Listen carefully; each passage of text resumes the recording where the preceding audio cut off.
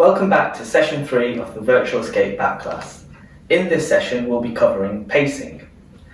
You may link pain to certain activities that you do, such as walking, climbing stairs. However, it tends not to be the activity which causes the pain, but more the intensity in which it's done.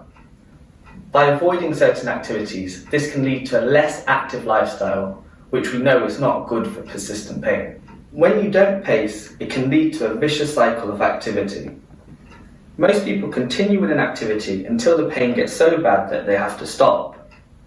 Or they have a particularly good day in which they find they want to make the most of the extra tasks they do. The difficulty with this method is that it can often lead to overdoing it and feeling much worse later in the day or the following day. Overactivity of a task leads to prolonged pain, frustration, fatigue, and anxiety, which then forces you to rest for a longer period of time.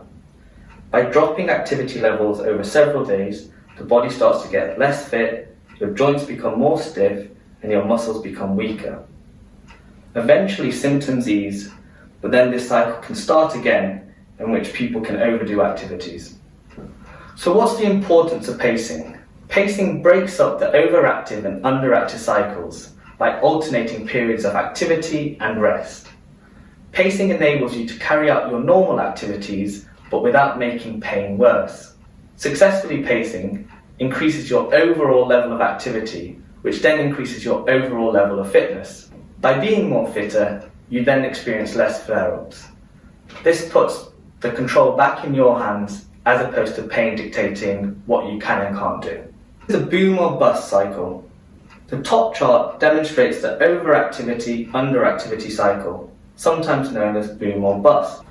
As you can see, if you are feeling good and overdo an activity, it leads to a significant drop in activity over a period of time whilst you recover, which means that it's harder to do the same level of activity on the subsequent days. The blue line shows that over time this leads to a steady reduction in the level of activity that you're able to do. The bottom chart shows what happens when you pace your activities. You are doing shorter bouts off activity and rest, but it's allowing you to maintain your activity levels rather than decrease them. In fact, over time, you will see your activity levels increase as your stamina increases, as you are requiring fewer prolonged periods of rest to the onset of pain. So how do we start pacing? By pacing, you spread your activities more evenly throughout your day. So you're still managing to do the same amount of work, but without the consequences of pain.